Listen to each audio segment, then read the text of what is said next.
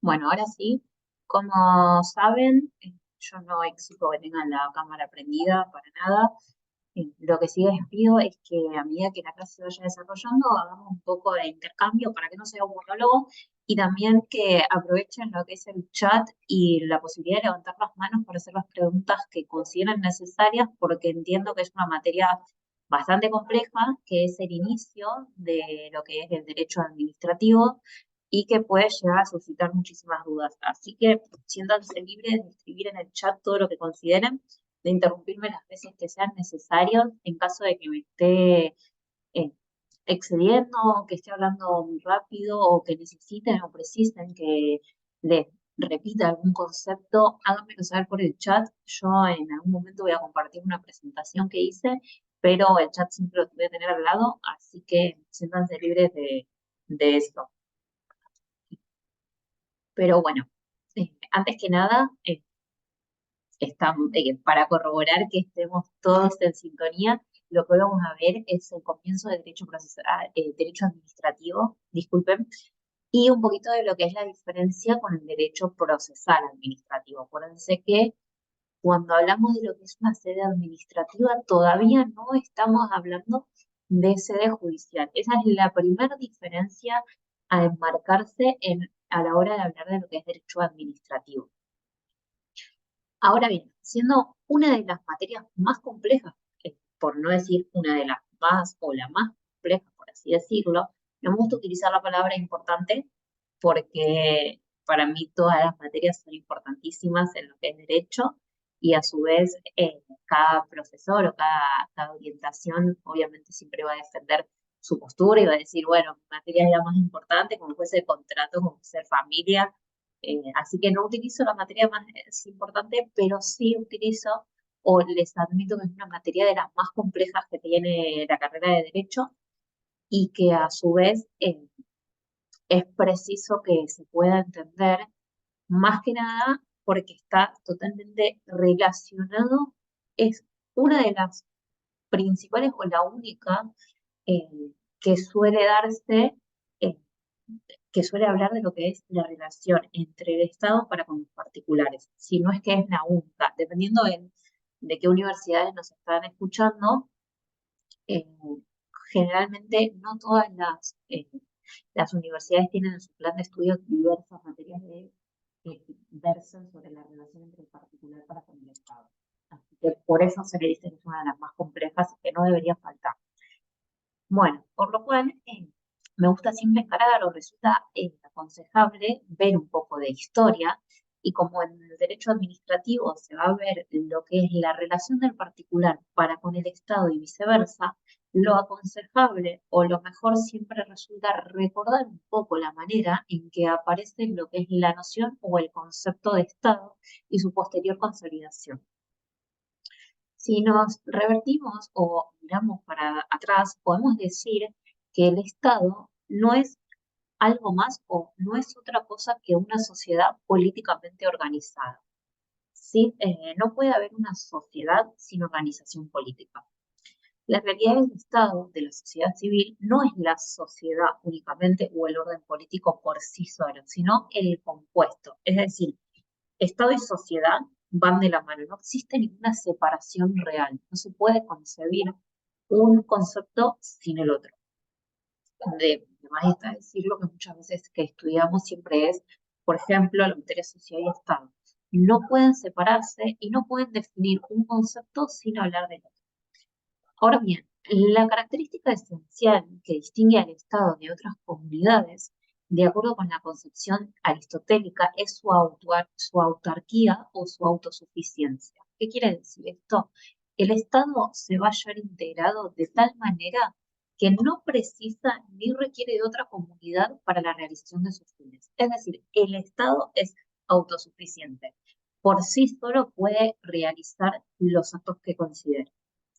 El principio que unifica y otorga coherencia a la organización estatal es la de autoridad. ¿Qué quiere decir esto?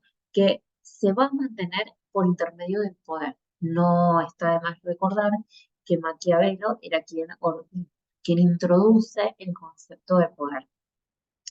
El poder actúa con el fin de asegurar el orden social, fundamentalmente a través de la ley.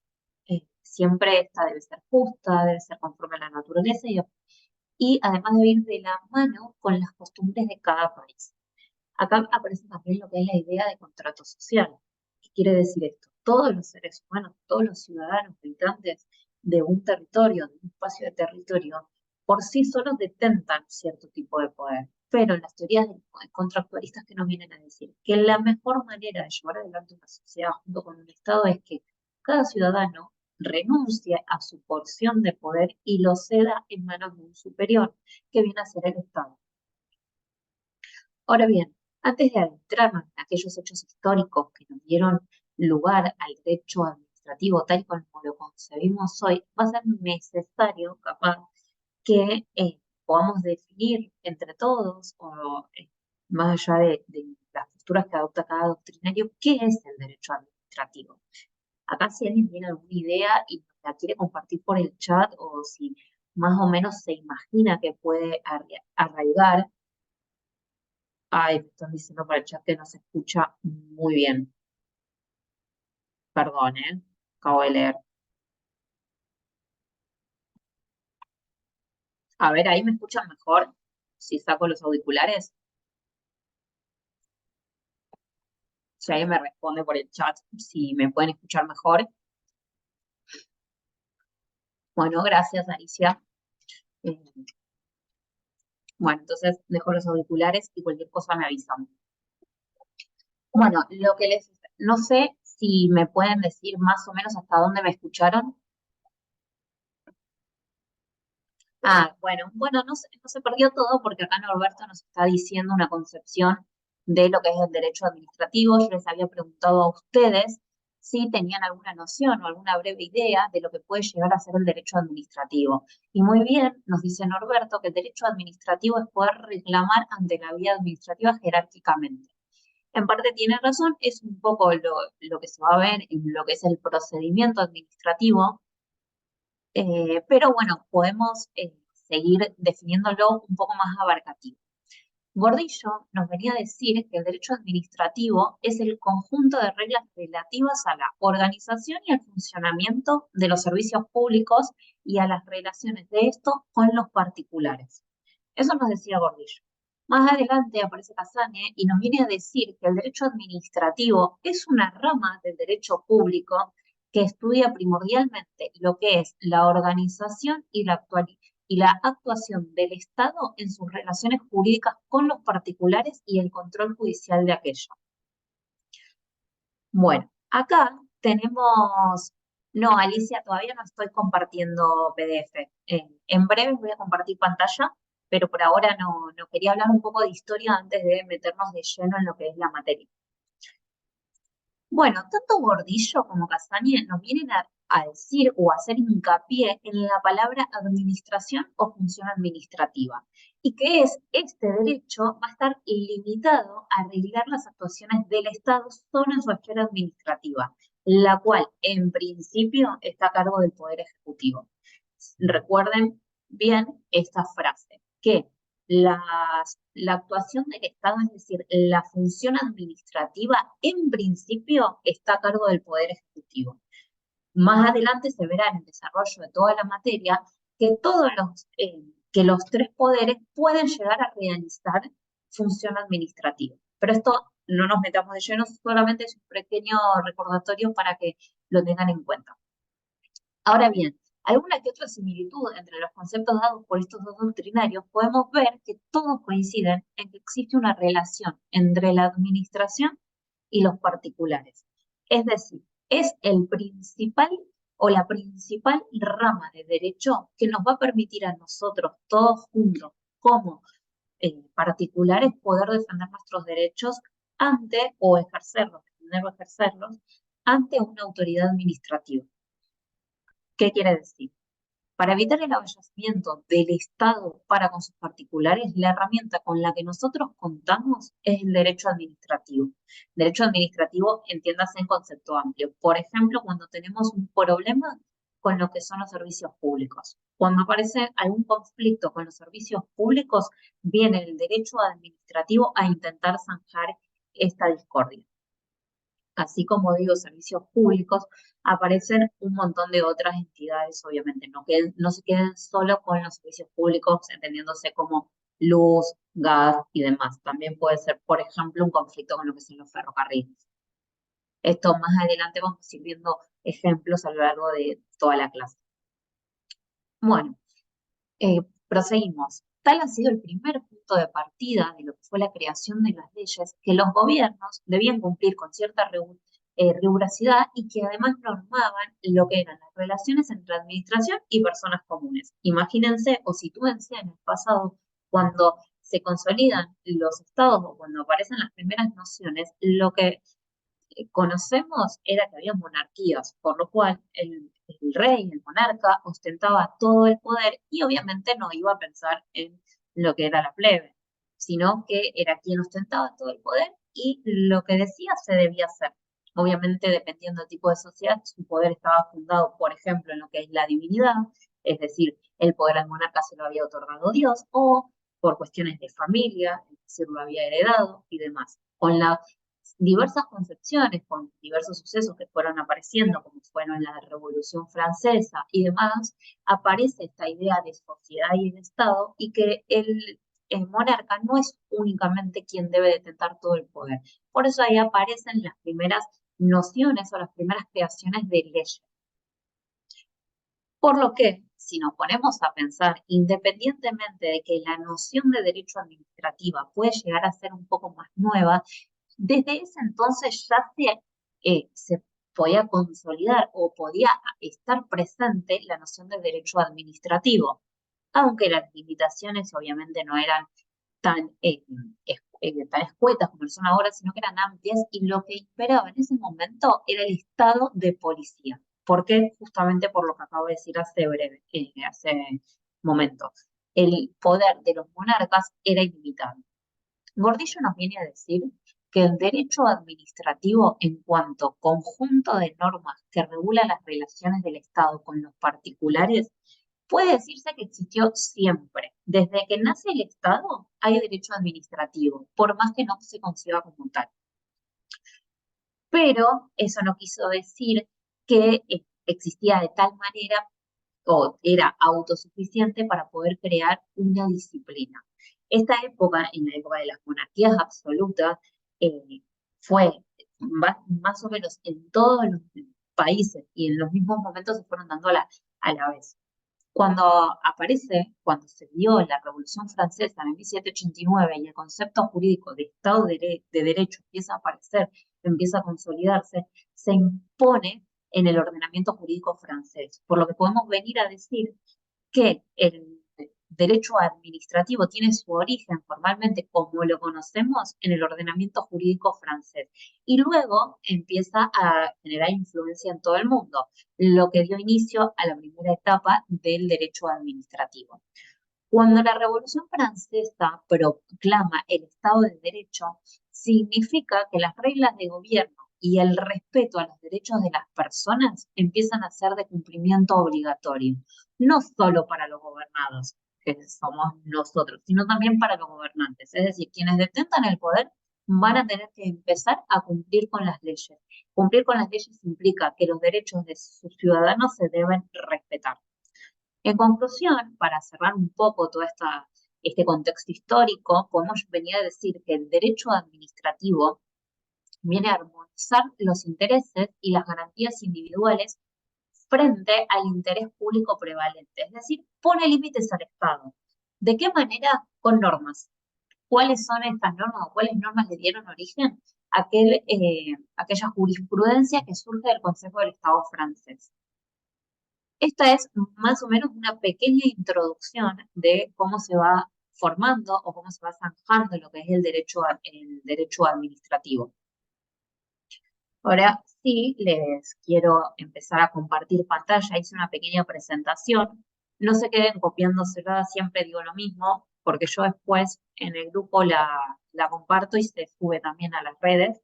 Así que quédense tranquilos si no llegan a ver algo. Yo lo que voy a hacer es poner el chat por si alguien me pone que tiene alguna duda. Dejo de verlos ustedes. Así que cualquier cosa escríbanme. Les voy a poner la opción de esta opción, la de proyectar. Bueno, este es el temario que entiendo que está en lo que es su programa de estudio. Así que bueno, avanzamos. Luego de ver este inicio o este contexto histórico, podemos venir a decir que el procedimiento administrativo es la vía, es decir, es el caminito que debe seguir la administración para llegar a un fin. ¿Cuál es el fin del procedimiento administrativo? Un acto administrativo. Este instituto, es decir, el procedimiento administrativo, va a tratar de construir, o de constituir, mejor dicho, una garantía de los derechos de los particulares y asegurar la satisfacción general. ¿Cuál es esta? El acto administrativo. ¿Mediante qué forma? Adoptando medidas y decisiones necesarias por órganos de la administración. También se dice que es el paso previo y necesario al proceso en caso de que exista un conflicto entre el particular y la administración. Esto es un breve resumen de lo que hablamos al inicio. Antes de llegar a un proceso judicial, sí o sí tenemos que pasar por lo que se denomina procedimiento administrativo. Recuerden siempre que estos dos conceptos, por más que procedimiento y proceso en lo que es la vida general puedan llegar a ser sinónimos, acá no, acá son totalmente opuestos, son dos conceptos opuestos, por lo que siempre sepan bien. Procedimiento es instancia administrativa, no hay juez. Proceso es etapa judicial. ¿Cuál es una de las diferencias entre el proceso y el procedimiento? Que el procedimiento no intenta o no busca, no tiene su fin último garantizar la objetividad o la neutralidad e independencia de la decisión final de un juez, sino que asegura la realización de un fin público por la administración. ¿Cuáles van a ser las reglas que sigan estas? La economía, celeridad, eficacia y dentro del respeto debido a los derechos de los particulares.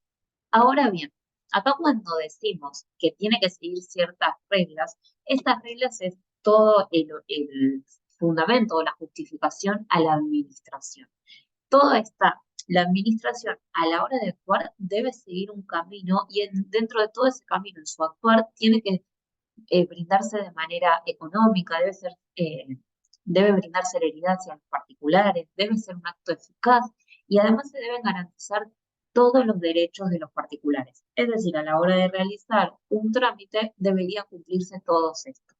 ¿Cuáles son los fines del procedimiento administrativo? Por ejemplo, decidir sobre una cuestión, poder determinar una situación, seleccionar un contratista, nombrar un docente, comprar papel, etc. A esto me refería en el primer momento cuando les decía no se queden únicamente con que el poder ejecutivo es el único poder que realiza función administrativa. ¿Por qué? Porque nos ponemos a pensar, situémonos en un juzgado. Juzgado está dentro del poder judicial. Sin embargo, el juzgado a veces necesita imprimir sus despachos, imprimir sus proveídos. Ahora bien, el Poder Judicial tiene que comprar hojas. Obviamente, el Poder Judicial, el órgano, no compra de manera que lo hacemos nosotros. Nosotros, ¿cómo hacemos si necesitamos hojas? Salimos de la casa, vamos a la librería y compramos. El Poder Judicial o el órgano lo que tiene que hacer es llamar a un proceso de licitación o dependiendo la manera o el procedimiento que esté regulado dentro del Poder Judicial, va a poder comprar hojas. Ese comprar hojas es una función puramente administrativa. Lo que quiere decir es que el Poder Judicial, en su mayoría, realiza o ejerce función judicial. Sin embargo, también ejerce toda la función que no es toda la función administrativa que requiera, así como legislativa. Bueno, en palabras de Hutchinson, otro doctrinario también del derecho administrativo, son los tres que voy a ir mencionando, lo van a ver siempre repetidos porque son los que más marcaron. No les quise traer a Marienhof porque me parece que si leen algo de él, es bastante complejo y la verdad es que tiene tomos sumamente enormes que, nada, para esta instancia de la carrera no es necesario. El que se quiera especializar en derecho administrativo, obviamente va a tener que estudiarlo porque es uno de los principales doctrinarios, por no decir el más importante que tenemos. Bueno, nos venía a decir este doctrinario que así como los jueces aplican el derecho civil, el penal, la administración aplica el derecho administrativo empleando un procedimiento propio. Las reglas que lo disciplinan forman el régimen del procedimiento administrativo que nos suministra los instrumentos que permiten elaborar una teoría general del procedimiento administrativo. Siempre que hablamos, acá Norberto me está diciendo, sí, es 72, perdón, me equivoqué en el tipiado.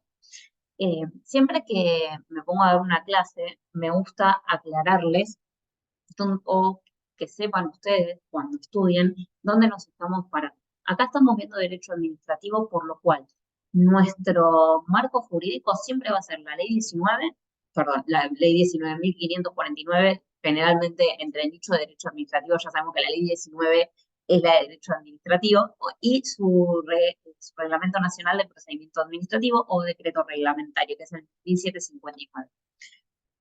No se confundan mucho al hablar, porque la ley 19 también habla de sociedades, así que cuando la googleen o cuando la vayan a comprar o la vayan a imprimir, pongan 19.549.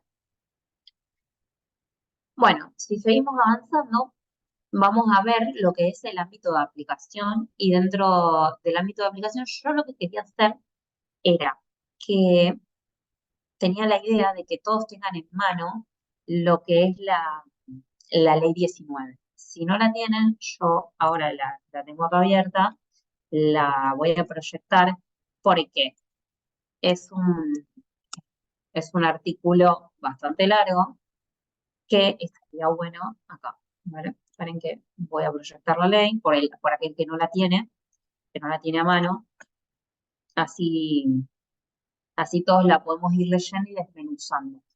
Porque su artículo 1 no lo iba a copiar en el Power porque era nada, la verdad terminaba siendo muy engorroso para ustedes. No me gusta leer las normas de memoria, pero tengan presente que a la hora de evaluar les van a tomar o toda la definición que precisen del procedimiento se encuentra en el artículo 1, así que hay que sabérselo.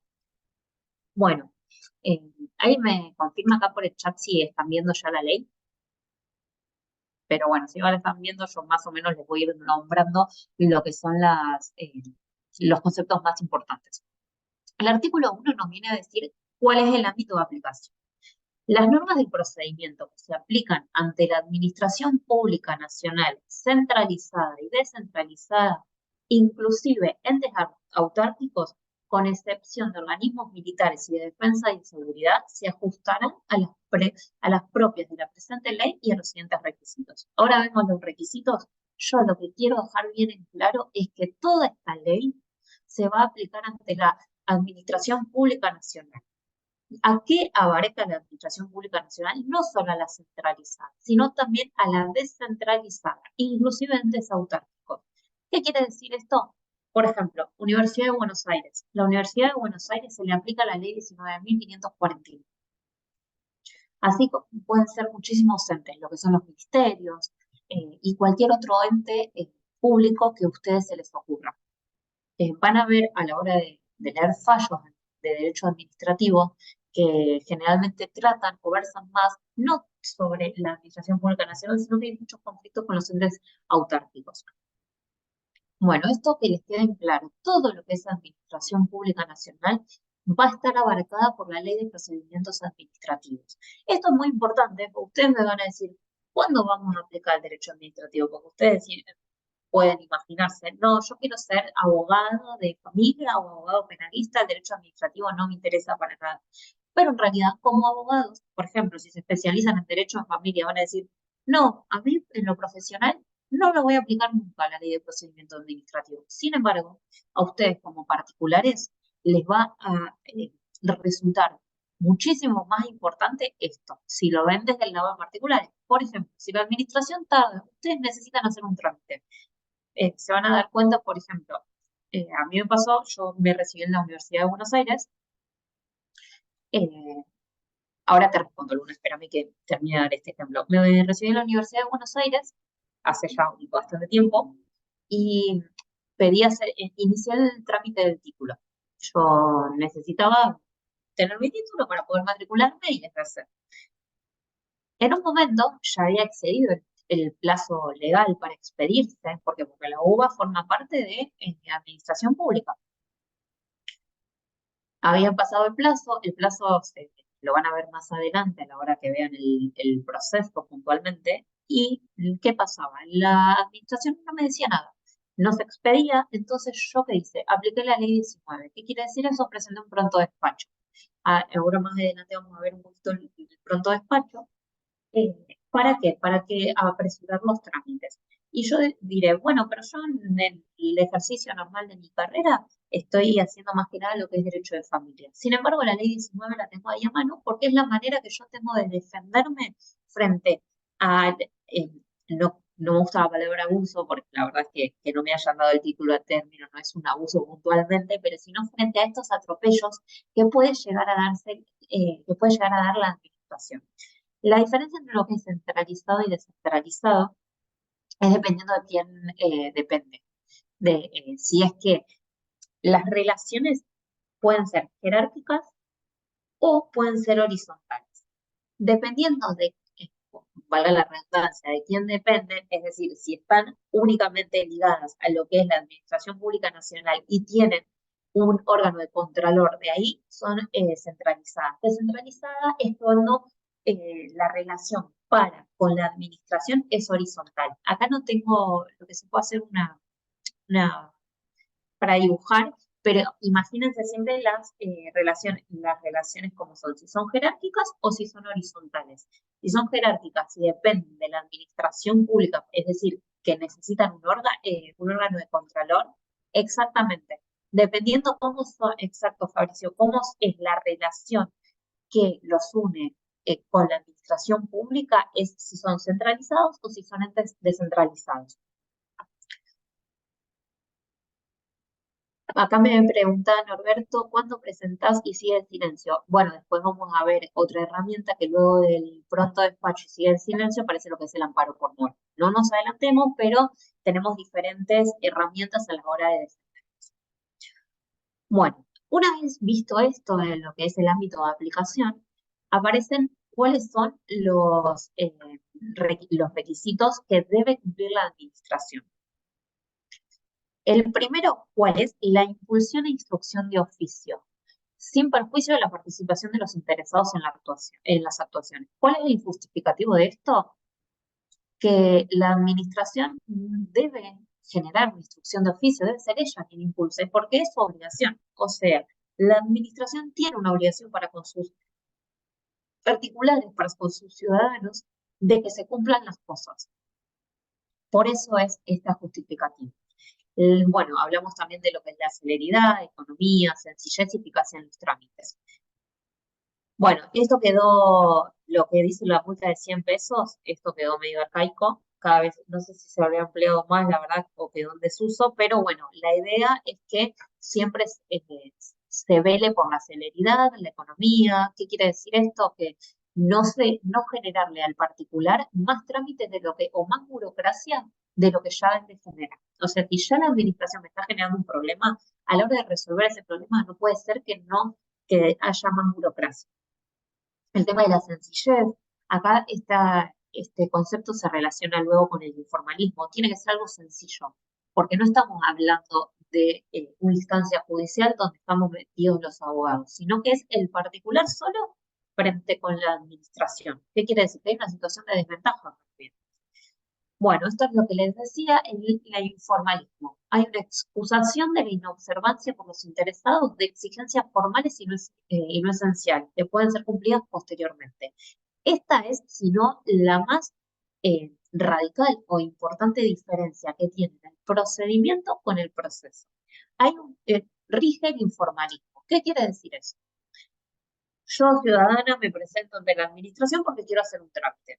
A la hora de realizar este trámite, me exigen, por ejemplo, que tenga que presentar algún papel que no tengo o que lo deba hacer, por ejemplo, por vía que tenga que llevar un papel impreso. No lo tengo y justo tengo una hoja de papel y quiero hacerlo a mano. Bueno, rige lo que es el informalismo. Capaz no fue el mejor ejemplo, no sé si se entendió bien, pero no se le puede exigir al particular que a la hora de querer defender sus derechos o de ejercer alguna herramienta que le permita defenderse de la burocracia o el avasalamiento de la administración, se le puede exigir encima un informalismo. Acá también la diferencia que radica es que no se necesita de un patrocinio. No necesita el particular un abogado a la hora de realizar una petición para con la administración. Esto rige también o van de la mano con el formalismo.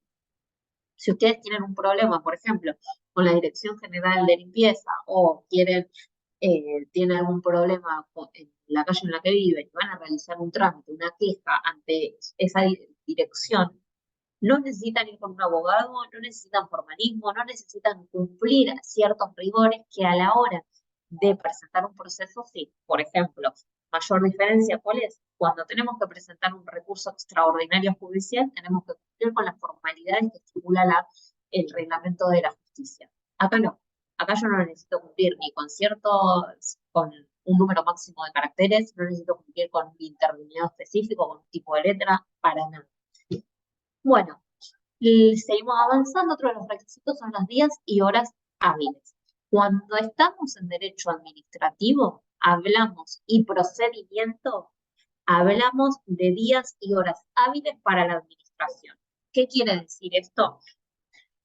Día del Poder Judicial, no existe acá. Entonces, si vamos a hacer un trámite y tenemos algún vencimiento, tenemos que fijarnos días y horas hábiles de la administración, no de la justicia. Generalmente, no, la administración pública nacional, el horario puede ser, es más que nada, perdón, de 10 de la mañana a 6, 7 de la tarde, dependiendo la entidad o la dirección a donde nos dirijamos. Pero bueno, el Poder Judicial tiene un horario de 7, 7 y media u 8, dependiendo de la jurisdicción donde estemos, hasta las 1, 1 y media u 8, u 2, perdón. La administración tiene otros horarios. Así que eso tenganlo presentes a la hora de realizar, justamente porque los plazos son obligatorios. Son obligatorios, no solo para los interesados, sino también para la administración. Bueno, acá dice se cuentan por días hábiles administrativos, es lo que les acabo de decir, salvo que exista disposición legal en contrario. Por ejemplo, tenemos la feria judicial, nosotros no tenemos feria judicial. ¿Cómo se computan los plazos? A partir del día siguiente al de la notificación. Esto es lo mismo que en sede judicial. Les pido perdón por esto. Cuando no hubiese establecido un plazo especial, ¿cuál va a ser? 10 días. Después, antes del vencimiento de un plazo, podrá la administración, ya sea de oficio o a pedido del interesado, disponer su ampliación por el término razonable que fijare mediante resolución fundada y siempre que no resulten perjudicados los derechos de terceros. ¿Qué quiere decir esto? Otra diferencia radical con lo que es el proceso judicial. La administración puede, ya sea por sí sola o porque lo pidió un interesado, exigir o determinar una ampliación. Siempre tiene que ser fundada. Bueno, si seguimos avanzando, acá aparece lo que es el requisito o la característica de interponer recursos fuera de plazo. Nos viene a decir que una vez vencidos los plazos establecidos para interponer un recurso administrativo, acuérdense de esta palabra. En sede administrativa hablamos de recursos, en sede judicial de acciones. Se va a perder el derecho para articularlos. Sin embargo, no obste que se considere la petición como una denuncia de ilegitimidad por el órgano que hubiera debido resolver el recurso, salvo que por motivos de seguridad jurídicas o porque el plazo se haya extendido razonablemente, se entiende que se abandonó el derecho. ¿Qué quiere decir esto? Otra diferencia total con el proceso judicial. Yo tenía que presentar un recurso administrativo, como puede ser, por ejemplo, el recurso jerárquico, y lo hice vencido el plazo, la administración, o sea, el órgano que debía decidir sobre ese recurso, lo puede tomar como una denuncia de ilegitimidad. Esto es una excepción, pero absoluta, porque si a vos se te vencieron en instancia judicial las dos primeras o las cuatro primeras y lo presentaste fuera de plazo, ya está, el derecho se tiene por decaído. Acá no, acá puede aparecer como una denuncia de ilegitimidad, siempre que no se excedan demasiado los plazos o que por motivos de seguridad jurídica el órgano entienda que no. Bueno, acá seguimos avanzando. Interrupción de los plazos por la articulación de recursos. La interposición de un recurso administrativo interrumpe el curso de los plazos. O sea, de hecho, aunque aquel recurso haya sido mal calificado. ¿Por qué es esto? Por el tema del informalismo.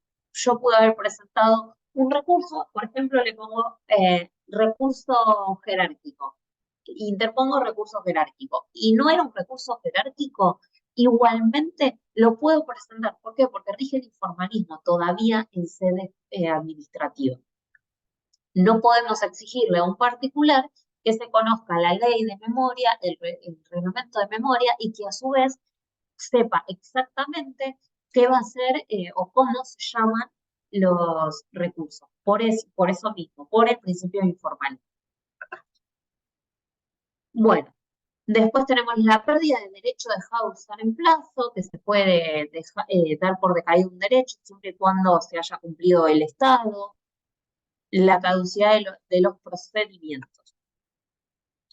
Esto es lo que mencioné hace un ratito, que transcurridos 60 días de que un trámite se paralice por causa imputable al administrado, es decir, a nosotros, la administración, es decir, el órgano competente, le debe notificar al administrado que si pasan otros 30 días de inactividad, se declara de oficio la caducidad del procedimiento, por lo tanto, se archiva el expediente. Esto es la obligación, de hecho hay muchos fallos de estilo que estipulan la obligatoriedad que tiene la administración de notificarle al administrado que se puede dar por caduco un procedimiento. Es decir, si la administración nunca le notifica al administrado, puede llegar a pasar. Bueno, y después aparece todo lo que es el debido proceso objetivo, el derecho a ser oído, el derecho a ofrecer y producir pruebas, el derecho a adquisición fundada. Estas cosas son lo mismo que lo que es el proceso. Bueno, ahora bien, sigo proyectando lo que es la presentación de Power. Esto era más que nada para que podamos ver lo que es el ámbito de aplicación de la Ley de Procedimientos Administrativos.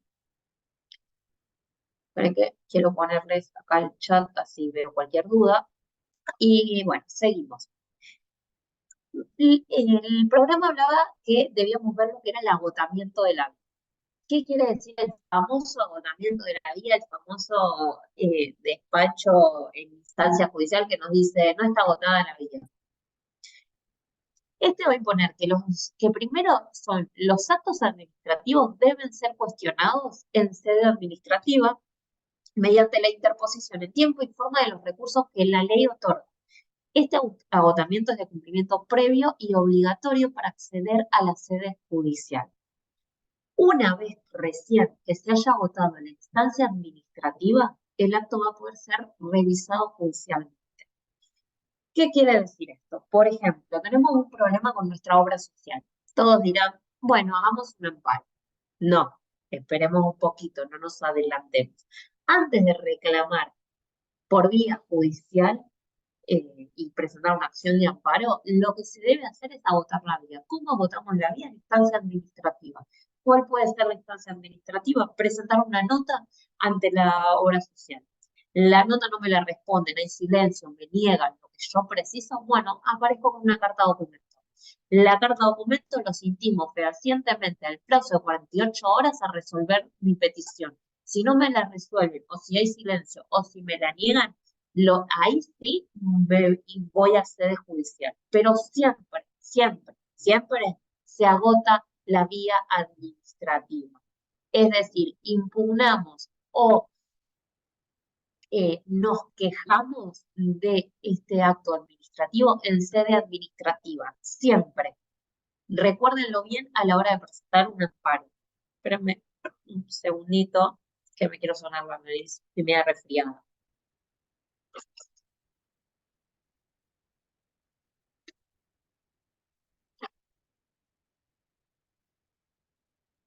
Bueno, ahora sí. Si el administrado no va a impugnar en tiempo y forma este acto administrativo que le va a estar causando un gravamen, el acto se va a devenir firme y no puede ser revisado luego en sede judicial. ¿Por qué? Porque queda dentro de la zona de reserva de la administración pública. Dentro de lo que es derecho administrativo, el agotamiento de la vía es lo primero que surge, es uno de los institutos más antiguos. Implica en líneas generales que la decisión no resulte susceptible de ser impugnada por otro recurso administrativo. ¿Qué quiere decir esto? Que yo primero presento un reclamo, después aparece la etapa probatoria, después aparece la etapa recursiva. Una vez que los recursos que yo presenté a la hora de quejarme de lo que es la administración queda firme, es decir, queda concluida la etapa de recursos, recién ahí yo voy a poder ir a sede judicial. Siempre, pero siempre es el requisito indispensable para poder acceder a litigar contra el Estado. Acá les puse como ejemplo el fallo Catena. El fallo Catena tiene que ver sobre empleo público, así que nada, se los recomiendo para que se los lean. Y habla justamente de lo que vimos anteriormente, de la importancia que tiene la administración de notificar el agotamiento de la vía. Es decir, la administración debe notificar el agotamiento de la vía. No debemos perder de vista que el Estado constitucional siempre va a girar en torno de que la Constitución Nacional, sus valores y lo que pregona, sea siempre cumplido. Y en relación a eso se manifiesta el compromiso de las instituciones. ¿Por qué? Porque es lo que nos da dignidad a nosotros como sociedad, como ciudadanos. Por eso es que existe el derecho administrativo, por eso lo que intenta hacer es que se garanticen todos nuestros derechos. No, acá les puse un pequeño recordatorio, vía administrativa y recursos, en judicial acciones. Bueno, si seguimos avanzando, está bien, no me salté ninguna, tenemos que ver lo que es la mora y la administración. El derecho de peticionar ante las autoridades, que está reconocido en nuestra Constitución, los recursos, sí, Luna, en realidad no son solo por carta documento, es dependiendo cada organismo donde estamos. Por ejemplo, están en un ministerio o por ejemplo, la policía. La policía se puede llegar a retirar o les dan el retiro obligatorio y no quieren hacerlo o consideran que algo en ese proceso está mal, bueno, presentan un recurso declaratorio, un recurso jerárquico, y es el propio organismo, el propio ministerio, quien estipula el procedimiento. Todos los entes tienen sus propios procedimientos a la hora de reclamar. Por ejemplo, la UBA tenía a la hora de que yo presente mi pronto despacho, mis recursos, un sistema que es mediante el TAD. Al menos de pospandemia fue mediante TAD. Antes tendrías que dirigirte a lo que es la calle Uriburu 959, presentarlo. Depende de cada organismo la manera de presentar un recurso. Bueno, les venía diciendo que el derecho a peticionar ante las autoridades está expresamente reconocido en nuestra Constitución en el artículo 14, además de la Declaración Americana de los Derechos y Deberes del Hombre y demás artículos, demás tratados, perdón, que tienen jerarquía constitucional en nuestro país. Sin embargo, no se agota por el mero hecho de permitirle al particular que presente su pretensión. ¿Qué quiere decir esto? Está bien, vos, Estado, me das la posibilidad de que, quería bajar el chat, ¿sí? De que yo reclame ante las autoridades, de que yo acceda a reclamar y me vas a decir, bueno, listo, yo ya te reconocí el derecho de peticionar. No, no alcanza solo con eso, sino que vos me tenés que dar a mí la posibilidad o me tenés que dar a mí la garantía de que mi reclamo siga su curso, de que no se agote esa ley, de que si yo me voy a quejar por algo que está fundado, vos como administración tenés la obligación de resolvérmelo. Y si no resulta solvente o si no resulta justo o lo que sea, de que yo pueda presentar mi descargo. También tengan en cuenta de que a la hora de hacer reclamos administrativos frente a la administración, valga la redundancia, no existe lo que hay de indemnización pecuniaria. No, no hay mucho sobre esto por diversas cuestiones. Pero bueno, a lo que iba es que tenemos que tener en cuenta que no se agota la posibilidad de peticionar ante las autoridades con que yo haga el reclamo y nada más, sino que yo hago el reclamo, bueno, quiero que me den una respuesta. ¿Qué significa esto? Que me tiene que reconocer el derecho a ofrecer pruebas, a producir la prueba pertinente en el expediente y además tengo que tener una decisión fundada. Vos, Estado, vos, administración, me tenés que dar a mí una administración. Y en una administración, perdón, una solución. Y tiene que ser fundada. ¿Y qué se debe considerar? ¿Qué debe tener en cuenta la administración a la hora de resolver o de decidir los argumentos que expuse, sean para bien o sean para mal? Si yo presenté argumentos contundentes, vos administración me tenés que decidir en base a lo que yo te planteé. Obviamente, y además a la prueba y demás. Esto es todo lo que se conoce como el respeto al debido proceso objetivo, el artículo 18 de la Constitución, que implica una expresión de la garantía del derecho de defensa, más allá de todos los instrumentos internacionales que tenemos. ¿Y esto qué quiere decir? Y esto aquí va a colación justamente a la MUR. ¿Qué quiere decir? Cuando la administración no me genera una respuesta o me das, hay un silencio, vos tenés la obligación de expedirte. La administración siempre va a tener la obligación de expedirte. Si no se considera un silencio, y frente al silencio nos van a brindar diferentes herramientas. Recuerden esto, cuando yo hago un reclamo, cuando yo peticiono a la Administración Pública Nacional, centralizada, descentralizada o autárquica, siempre va a tener la obligación de expedirse la administración. Corre sobre ella expedirse, no puede quedar en nada. ¿Por qué? Porque si no estaría yendo en contra de su propia ley. Siempre recuerden esto, la administración tiene obligación de expedirse, sea para bien que me garanticen lo que yo pedí, o sea para mal que no me lo vayan a conceder. Siempre tiene obligación de expedirse. Ahora bien, ¿qué nos brinda la Ley de Procedimientos Administrativos? El amparo por mora. Está previsto en el artículo 28, y nos dice que el que fuere parte de un expediente administrativo podrá solicitar judicialmente ese libre orden de pronto despacho. Esta orden será procedente cuando la autoridad administrativa hubiere dejado vencer los plazos fijados y en caso de no existir eso, estos se hubiese transcurrido un plazo que excediera lo razonablemente normal sin emitir dictamen o la resolución del mero trámite o de fondo que requiera el interesado. Presentado el petitorio, el juez expedirá sobre su procedencia teniendo en cuenta las circunstancias del caso y si lo estime pertinente va a recurrir a la autoridad administrativa interviniente para que en el plazo que se le fije informe sobre las causas de la demora aducida. La decisión del juez va a ser inapelable. Contestado el requerimiento o vencido el plazo sin que se lo hubiera evacuado, se resolverá lo pertinente acerca de la mora, librando la orden si corresponde para que la autoridad administrativa responsable despache las actuaciones en el plazo prudencial que se establezca. Bueno, me dirán, ¿qué me estás diciendo? Ahora se los voy a explicar un poquito más de crunch. Si la clase fuera presencial, yo les estaría dibujando, bueno, no dibujando porque soy muy mala dibujando, pero les estaría haciendo un camino. Imagínense lo siguiente. Por un lado, yo me quiero quejar de algo. Pongamos el ejemplo para que se den una idea de reclamar por el título porque no sale a tiempo. Yo necesito, así como puede ser mi título, ustedes requieren, por ejemplo, yo todo alumno regular. Van a su universidad, van presencial o entran a la página. Obviamente esto siempre sea Administración Pública Nacional. Así que si es privada, no tiene sus propios reglamentos, que también forma parte de lo que es administrativo.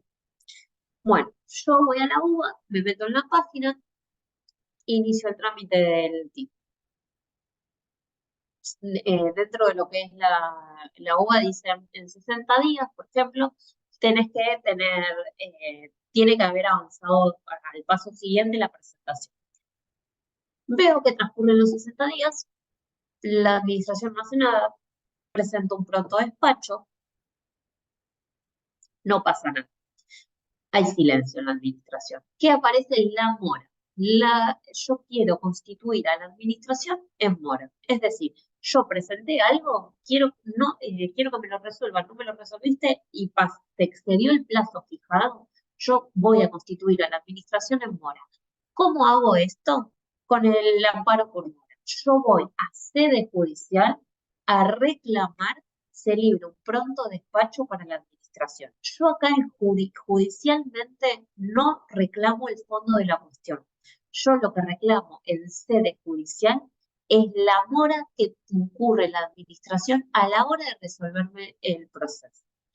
Cuando el juez decida, la decisión obviamente va a tener que ser fundada, etcétera, etcétera, no se va a expedir sobre el fondo de la cuestión. Es decir, la sede judicial, los tribunales contenciosos administrativos no le van a decir, no me van a decir, toma tu título. Me van a decir si la administración se constituyó en mora, perdón, si la universidad se constituyó en mora o si no. Es eso lo que va a decir el juez. Esta decisión del juez, es decir, si la administración se constituyó en mora o no, es inapelable.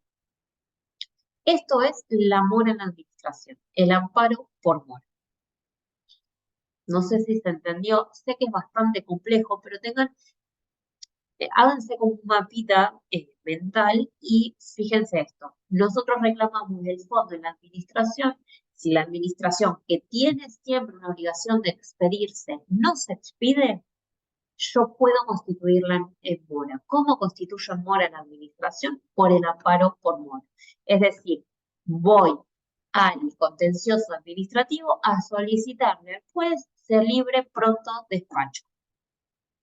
Obviamente, esto lo dice la ley, sin embargo, antes de constituir en mora la administración, antes de ir a un amparo por mora, van a ver en la práctica que existen otros mecanismos para hacerlo. Pero ustedes, a la hora de dar el parcial, digan lo que dice la ley. Y bueno, uno constituye en mora a la administración, entonces el juez no va a resolver sobre la cuestión de fondo, pero si me dice, che, Victoria, tenés razón, la administración incurrió en mora, le va a mandar una orden judicial a que se expida. Le va a decir a la administración, resuelvo, constituir en mora, parte 2, se expida sobre la cuestión de fondo. No resuelve el fondo, pero obliga a la administración a que se expida. Otro mecanismo ante el contencioso es justamente esto, presentar un pronto despacho a la administración misma, decir, che, no te expediste, preciso que te expidas.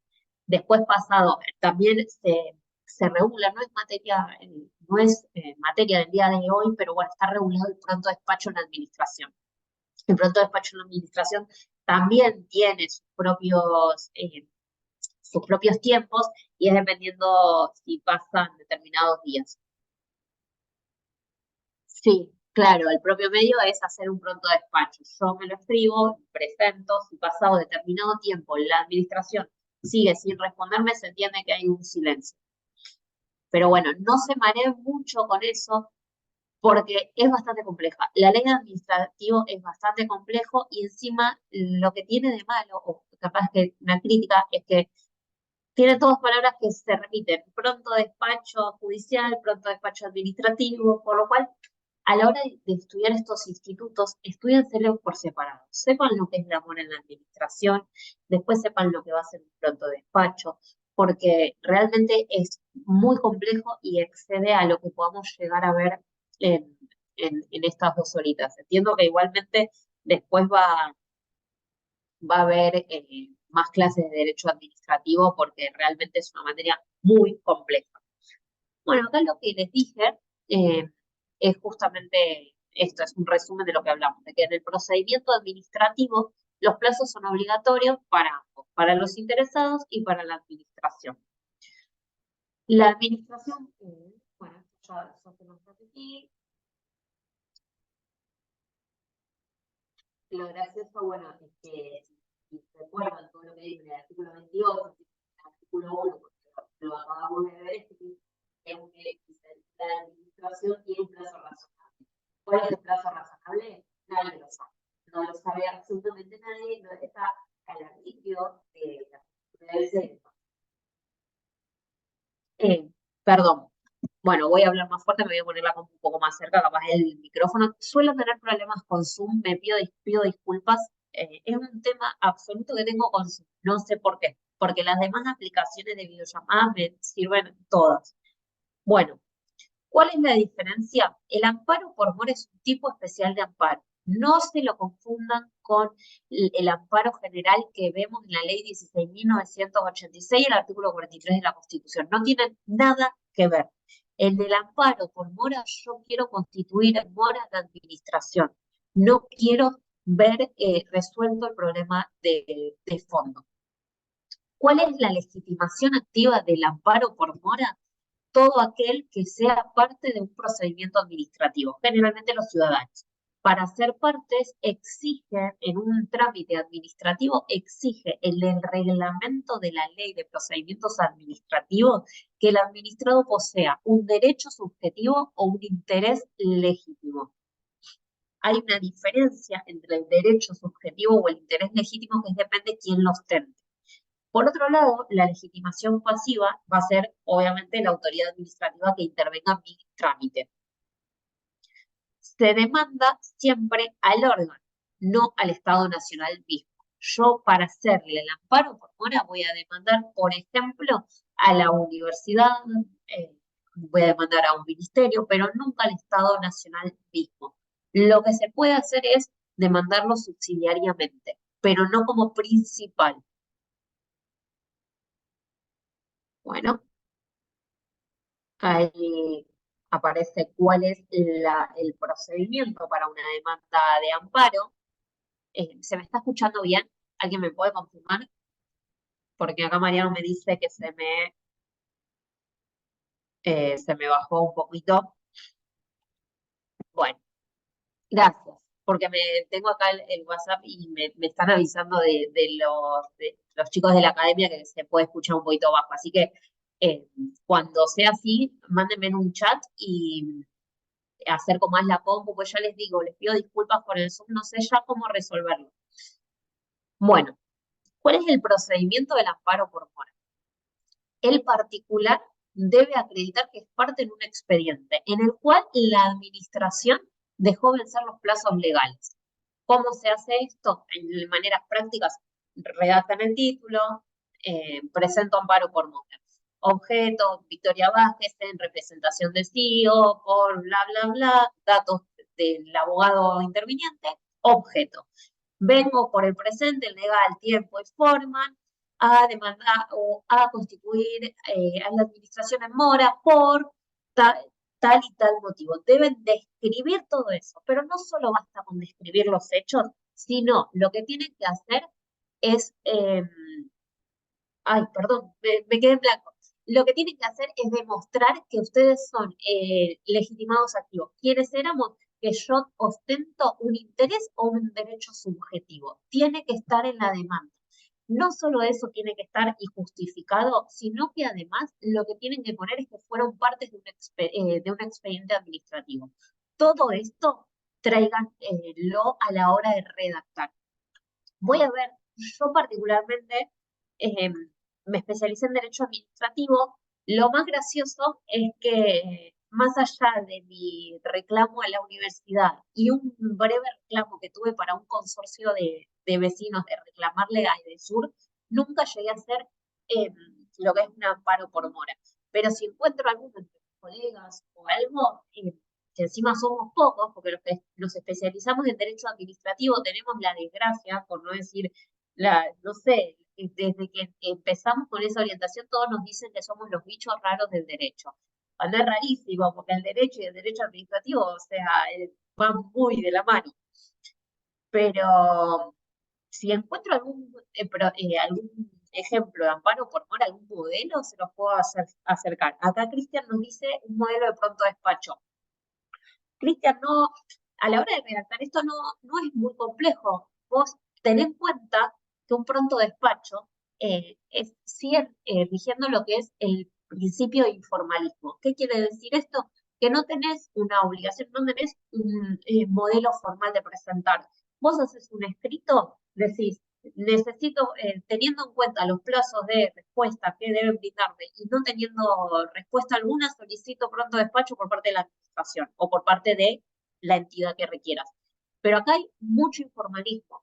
No necesitas algo totalmente formal. Igualmente, te pones en Google modelo de pronto despacho y hay millones porque no exceden, pues absolutamente para todos puede reclamar.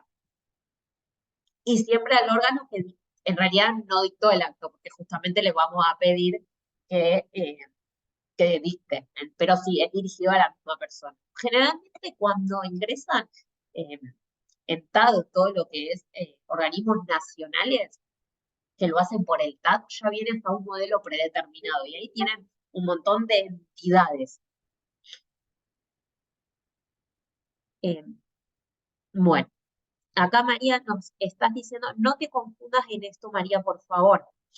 Cuando hablamos en sede judicial se presenta el amparo por mora, no presentamos el pronto despacho.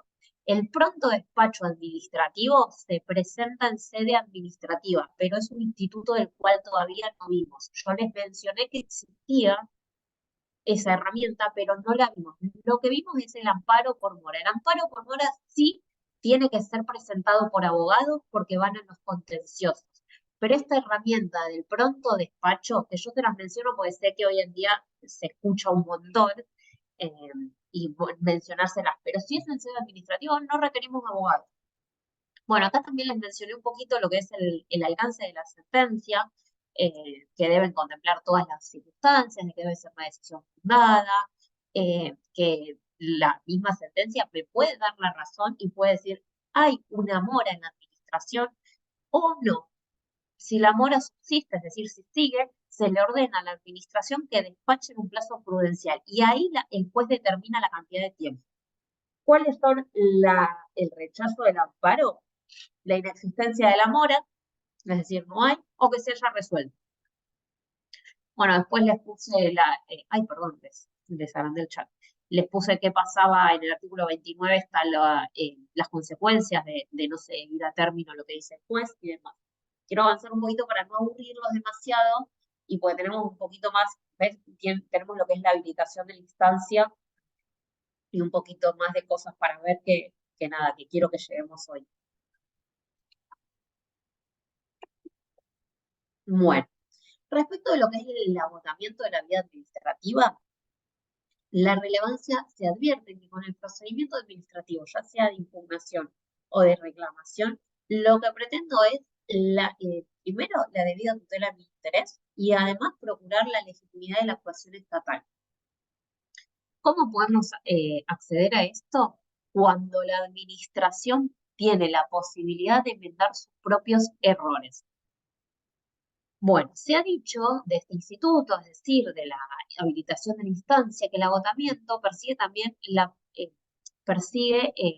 garantizar una mayor protección al administrado, porque no solo se le va a proporcionar un instituto sencillo y económico para satisfacer sus pretensiones, sino que le permite conocer la posición de defensa de la administración antes de acudir a vía judicial, de modo de que se vaya reduciendo lo que es la vía impugnatoria y reclamatoria. Acá hay dos instancias diferentes. Por un lado, la impugnación a través de lo que son los recursos administrativos y por el otro lado, el reclamo impropio, que también está en la ley. Sin embargo, no se centren mucho en esto. Yo quiero que sepan qué es la habilitación de instancia. La habilitación de instancia queda recién cuando nosotros agotamos toda la vía. ¿Cómo agotamos la vía? El agotamiento de la vía significa agoté la vía administrativa. La administración ya me dijo que no, o no me dijo nada, por lo cual yo quedo con la habilitación de instancia para ir al contencioso y reclamar mi derecho. Sin embargo, ¿Cuál es la naturaleza jurídica de esto? La posibilidad de que la administración se defienda en sí solo o la posibilidad de que revea sus actos. Llevémoslo a seres humanos, te estoy avisando, por favor, no hagas esto que me molesta o te estoy pidiendo que me des una respuesta porque haces esto. ¿Lo vas a cambiar o no? Es lo mismo para con la administración. Yo le digo, mira, lo cierto es que vos en tu reglamento estipulás que en 90 días yo tengo que tener un título, te pregunto a vos o te doy la posibilidad a vos de que subsanes este error porque ya pasaron 120 días. ¿Me vas a dar el título o no me vas a dar el título? Más o menos, este es el justificativo de por qué se precisa agotar la vía administrativa. ¿Cómo agotamos la vía administrativa? Por dos herramientas o por dos vías, la vía impugnatoria o la vía reclamatoria. La vía, eh, la vía reclamatoria es a través del reclamo impropio. También está previsto en la ley. Por el otro lado tenemos la vía impugnatoria. La vía impugnatoria son por los recursos que prevé, el recurso jerárquico y demás. Estas son las dos maneras de que el administrado va recorriendo todo, pensión de instancia. Puede ser, sí, sí. Ahora, hoy en día es la habilitación de instancia. Bueno,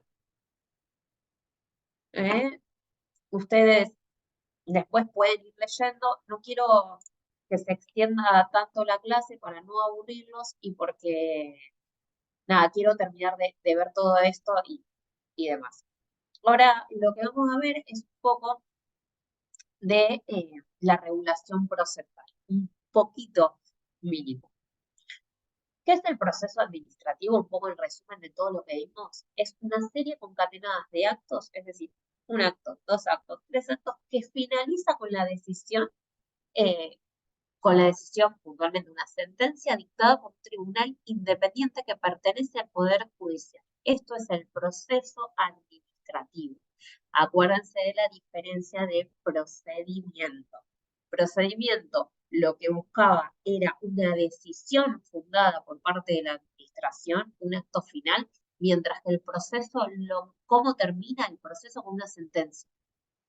Es una serie concatenada de actos que concluyen con una sentencia. Esta sentencia tiene que ser imparcial, dictada por juez natural, competente y demás. Todos esos requisitos se tienen que cumplir. En este caso, en el caso del proceso administrativo, es la administración pública quien va a intervenir como demandada o como actora.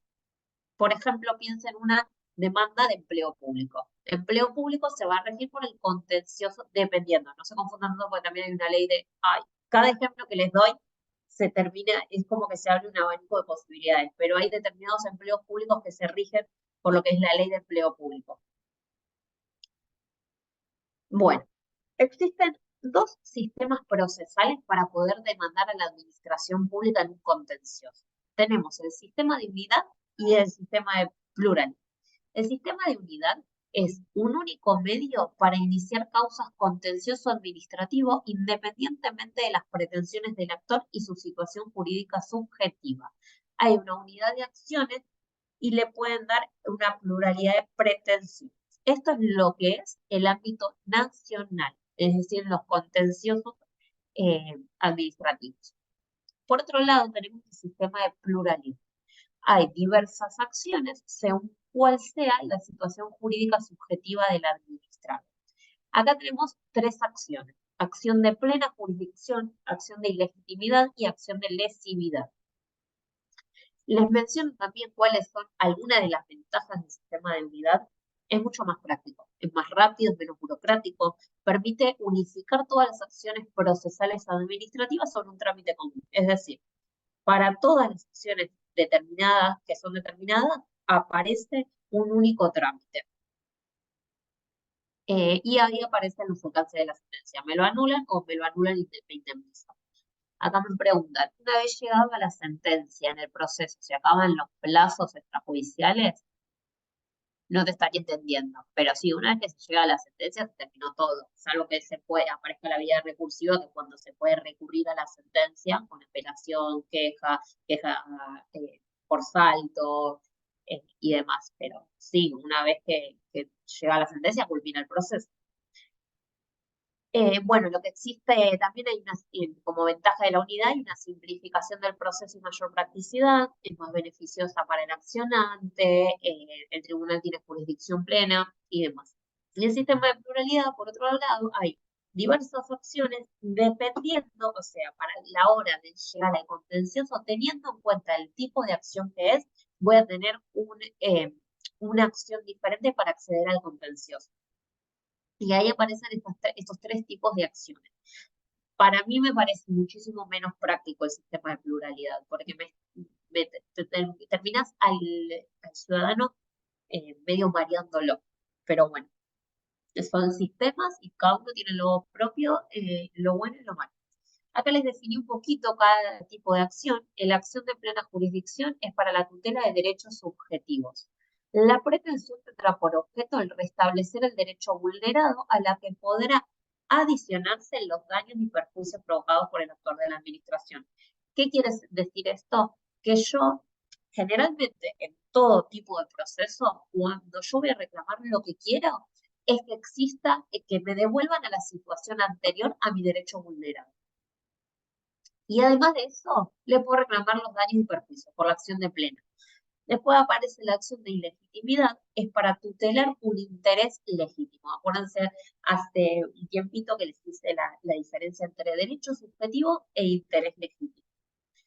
Después amplíense un poquito más esta diferencia porque todo lo que es derecho administrativo hablan de interés legítimo y derecho subjetivo. Derechos subjetivos, por ejemplo, tenemos todos eh, todo lo que son el medio ambiente y demás, de cómo podemos llegar a vernos todos los ciudadanos. Bueno, la acción de ilegitimidad persigue como finalidad que el acto administrativo sea declarado nulo, nada más. Es decir, no puedo pretender un reclamo de indemnización, solo quiero que el acto administrativo que me está generando un perjuicio sea declarado nulo. En esta acción tiene participación el fiscal de la Cámara en igual condición que todas las partes. Es obligatorio la nómina según la situación jurídica subjetiva, es decir, tengo que aclarar cuál es el tipo de acción. Y por último tenemos la acción de lesividad. El que acciona es el Estado. Le va a declarar o tiene por objeto peticionar que se declaren nulas sus propias decisiones en aquellos casos donde no existe o no tiene la facultad de presentar una revocatoria. Por haber generado derechos subjetivos, el acto administrativo, además de encontrarse firme y consentido. ¿Qué quiere decir? El Estado dictó un acto, este acto quedó firme y consentido, por lo que no puede generar una revocatoria. Entonces, ¿qué hace? Presenta una acción de lesividad. Debe ser promovida dentro de los 6 primeros meses de sancionar. Y bueno, interviene también el fiscal de Cámara, se debe acompañar en la demanda el expediente donde dictó este acto. ¿Cuáles son, qué cosas tienen en común? Según la ley, pueden intervenir en carácter de legitimados activos y pasivos los administrados, es decir, la legitimación activa y pasiva va a ser la misma. ¿Quiénes son los legitimados activos? Los administrados. Los administrados pueden ser personas físicas o jurídicas, sean públicas o privadas. La administración también puede participar, las provincias pueden participar como legitimado pasivo. Las provincias, municipalidades, entidades descentralizadas, autárquicas, personas jurídicas que ejerzan función administrativa por autorización o delegación estatal, esto quiere decir aquellas sociedades con participación estatal, en defensa de sus prerrogativas o competencias administrativas y por lesividad de sus actos administrativos irrevocables. Intervienen también el fiscal de Cámara Contencioso, el fiscal de la Cámara Civil y el fiscal de TSJ, dependiendo el tipo de jurisdicción donde estemos. El TSJ es como la Corte Judicial, pero del contencioso administrativo. El Código permite la intervención como parte del juicio de aquellos sujetos favorecidos por la resolución que motive la demanda, es decir, poder ampliarlo a aquellos coayudantes. Y bueno, por el día de hoy es todo. Acá les estoy dejando mis datos de contacto por aquel que se quede duda o entiendo que la clase la van a volver a escuchar y capaz ahí, una vez que leen, les va a llegar, les van a aparecer muchísimas más dudas. Entiendo que fue una clase súper compleja, que era el inicio, que recién empezábamos, que es totalmente una rama sumamente diferente a lo que venimos viendo, porque a nosotros nos vienen enseñando por acá y nosotros en el derecho administrativo nos vamos para allá. pero sepan bien que no es imposible, voy a dejar de compartir así, si alguien tiene la cámara, si los veo, sepan que no es imposible, es solamente difícil. No les voy a mentir, porque bueno, lo que tienen las universidades es esta, que se habla muy poco del derecho administrativo, entonces venimos muchísimo, muy cargados con materias como procesal, civil, privado, derecho público, familia y demás, y se olvida un poco del derecho administrativo. Por eso resulta ser complejo. Pero después, una vez que se lee muchísimo, eh, nada, quédense tranquilos que eh, les va a salir lo mejor posible. Así que recuerden que la clase queda grabada. Los invito, como siempre, a seguirnos en nuestras redes, tanto estudiantes digitales como el que me quiera seguir a mí en el Instagram profesional que tengo, que ahí voy dando tips sobre clases y demás. Y nada, ya los dejo libres si no tienen ninguna duda más y después les comparto todos por los eh, grupos de WhatsApp la presentación de Power. Si esta es la, si tengo entendido que es la primera clase de film.